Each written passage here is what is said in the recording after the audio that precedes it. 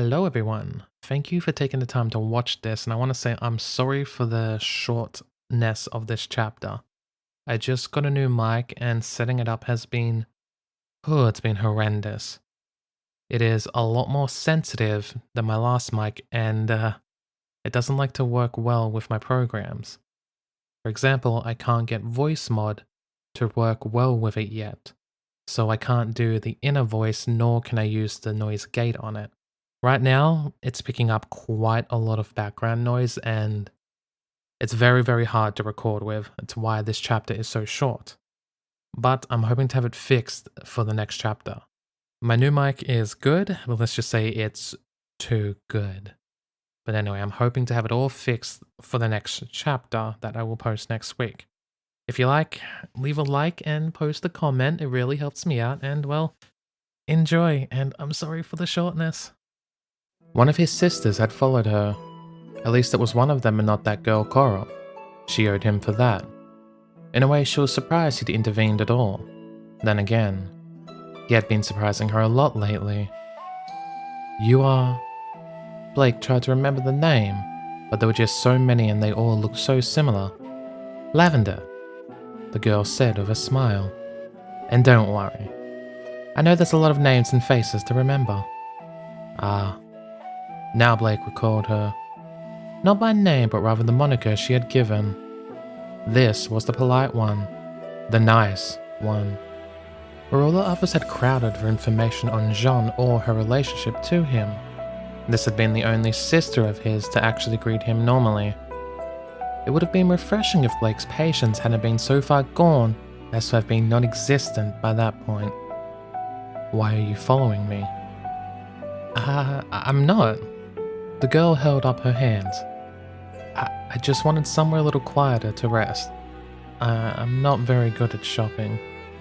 Blake studied the girl for a moment, noticing not only her unusually pale skin, but the way her breasts rose and fell a little unevenly. That's fine, she said. I apologize for sounding so rude. It's fine, I guess. I guess you've been hounded by the others a lot, right? I'm not your brother's girlfriend. I was being serious when I said that. I'm just his teammate. A friend? Lavender asked, and Blake could hear the uncertainty in her voice. She considered the question carefully for a second. It was clear the girl longed for an answer, so it wouldn't do to give one out of hand. If she'd been asked that 2 weeks ago, then the answer would have been a resounding no. I suppose I am, Blake said instead, eyes drifting shut. Or rather, I consider him my friend. I'm sure he feels the same. Again, 2 weeks ago she would have disagreed. Now, she wasn't so sure. I would ask when my team became so complicated, but thinking back on it we were always like this. Blake could still remember how she felt for Weiss, which had been proven oh so incorrect. Sneeze she may be, but a teammate, nay, her friend, was a woman of staunch principles. Young had seemed like nothing more than a girl looking for a good time, either by partying or violence. But it turned out to be a loyal companion and someone she could trust deeply. Not to mention she had a protective streak a mile wide, and an inherent dislike of anyone showing prejudice. All very good personality traits as far as Blake was concerned. Jean was none of those things. Maybe.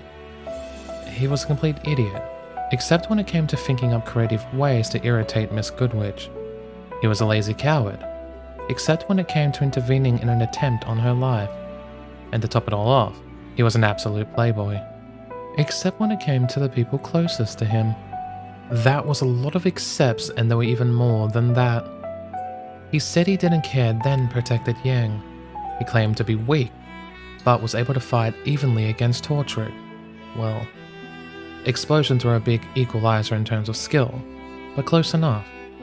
He was easily the most complicated man she'd ever met, and that was saying something considered she'd come from the White Fang and had grown up around people like Adam. But Jean had saved her life. I guess you're right, she said, turning back to a nearby shelf. We are friends. That's good. That's really good. Some of your family doesn't seem to agree. The blonde went silent, wincing slightly as Blake pulled a book from the shelf and desperately pretended she was reading it. Why had she said something like that? Why did she care? Whatever went on between Jean and the team was their own business. Even if it wasn't, would putting the problem on a girl like this help? Blake sighed and placed her forehead against the hard cover of a book. Way to take out your bad mood on someone who really doesn't deserve it, Blake. Very mature. My family can be a little possessive at times, Lavender said. More than others, as I'm sure you've seen. For a long time it's always been just us. The family and what few people we know in Ansel. It's quite a small place for all that it has its thriving community. It's fine. If anyone's offended you, then I apologize for them. If anything, it's only because we're just worried about... I said it's fine. Blake sighed. I understand you're all concerned about him. I'm not angry. Just frustrated. Was there any point in asking a question you knew the answer to? Blake ignored the question, wishing she could ignore the girl and everyone else as well. She just wanted this holiday to be over already. There were things she had to do in Beacon. With access to the terminals there, she could try and find out more about Torchwick's actions, especially how that affected the White Fang. It just didn't make sense for them to be working together. Jean's sister coughed heavily, a raspy hacking noise that had Blake quickly crouched beside her, arms coming to rest on the girl's shoulders. That pale face was twisted in pain, one hand held in a fist before her mouth as her shoulders shook. Blake started to worry as tears pricked at the corners of the girl's closed eyes. I'm fine, she whispered, voice raspy as the attack subsided. Sorry, I'm okay. Do you need medical attention? There had to be someone nearby she could take her to. A medical booth or an officer of some kind. The hospital wasn't too far. No, it's normal. Blake noticed the blood on the girl's hand. That's not normal. It is for me. What was she supposed to say to something like that? Should she contact Jean and let him know? He'd be here in an instant, she could tell. Before she could make a decision, however, the girl spoke up. You know, she coughed lightly, managing a small smile. I think one of the reasons everyone doesn't believe you when it comes to you not dating Jean is because how similar the two of you are. That threw her for a loop. Enough so that she lowered the book to stare at the girl. Similar how? She asked. The younger girl smiled. The two of you seem to have a similar bearing. It's hard to explain. It's like you both act older than you look, more mature, quieter. From the little I've seen of you, it seems like you're the kind of person that likes to watch from a distance, to sit on the outskirts and listen. Blake shrugged at the analysis. She never made it a secret what kind of personality she had, and it was fairly obvious. Jean is like that too. He likes to analyze and think about things, to sit back and take his time before making a decision. Even when it's just us, he's never been the most expressive person. He cares about us, but it's always something you see in his actions rather than his words. See it in his actions? Was it a case of looking at what he did and not what he said? That would explain away some of the more confusing comments and personality traits. He claimed not to care yet protected Yang, covered for her. Now that she thought about it, he even helped her get out of the part-time job. He warned her about the man trying to look up her skirt too, and even used his own legs to block anyone seeing her own. Blake's head swarmed, seeming to remember little instances, little examples like that. She wanted to sit down just to process it all. And you think I'm like that? She asked instead. They weren't really that similar, were they? You don't like us very much. That's not, and yet you're so concerned about my health a moment ago. That's not. Blake shook her head. That's just courtesy and concern. No good person could stand aside while someone needed help. Blake knew it was a false statement even as she said it. The girl did too, judging from the look she gave her. The world was full with people only too willing to step back and watch terrible things unfold. Most of them weren't evil, nor were they cruel. Most of them were afraid. "You're a good person," the blonde whispered. "I think that after living with Jean, we're all just got used to ignoring how people act and looking at what they do instead. You're really standoffish, but the way you act shows you care about your team.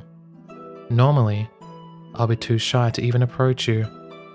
Yet it feels easier than talking to the other members of your team. And I think it's because you remind me of him so much." She wasn't like Jean. He would have had an answer. He always did, the smartass. She knelt there with a somewhat stunned expression, unsure what she was meant to say or do. A week or two ago she would have hissed at the girl, but she was sick of saying that, and to be honest, a week or two ago might as well have been a lifetime ago in terms of what they knew about their leader. They barely had time to adapt, let alone decide how they felt about him now. "I'm still not dating him," Blake said at last. It wasn't her best sentence.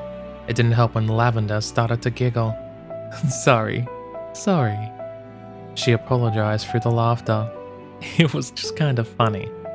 It's kind of nice to hear that Jean has friends who mean more to him than just sex.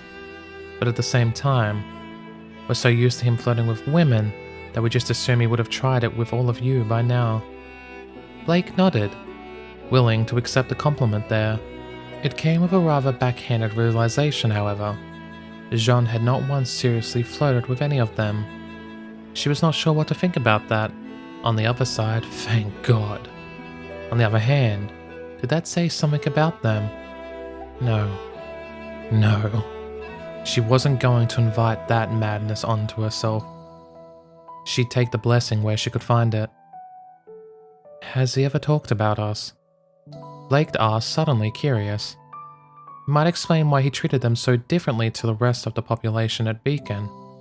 He was indifferent at best, except to women he could bed. "Not really." Lavender shrugged.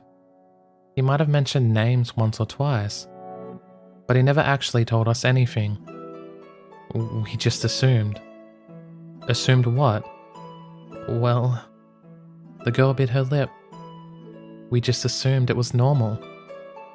You have to understand, him actually caring about you all in the first place is incredible. So for him not to tell us anything about you, it made sense. Blake nodded. The poor girl looked mortified, but Blake understood completely. They expected their brother to not give a damn about his team, to act like he always had. So him not even mentioning them fit into the expectation. "I'm not offended," she added, noticing the look on the girl's face.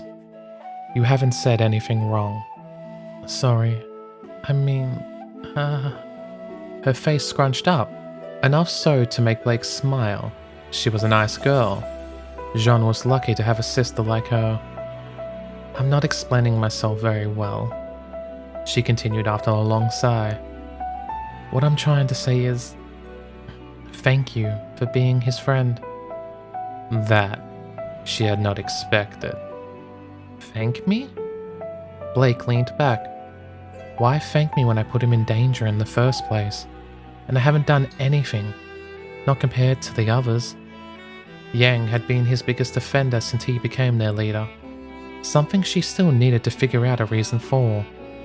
Wise had worked hard to help him improve, to force herself into his life even when he tried to be lazy. Compared to them, all Blake had done was suspect, criticize, and ultimately endanger his life. Those weren't things worthy of being thanked over. If anything, she deserved nothing more than their disgust, more so because of the hypocrisy. Who was she? Ex-White Fang terrorist? To accuse another of being untrustworthy. Who was she to judge him from her high horse? "I'd thank you all, but you're the easiest to talk to." Since when? Also, Lavender glanced aside, an almost guilty expression settling on her face. I wanted to say that maybe it'd be for the best if that continued. For the best. For him. His sister whispered, no matter what everyone else thinks. All she wanted was to have some time alone and read in peace. Why was it that everything about him somehow had to generate more questions in her mind? I take back me thanking you for saving me earlier. You're still a pain in my ass. She really shouldn't ask. He was her leader and teammate, not someone she had to delve into the past of, nor someone she particularly cared about, except that she did. Damn him for it. And what? Blake asked. Does everyone else think?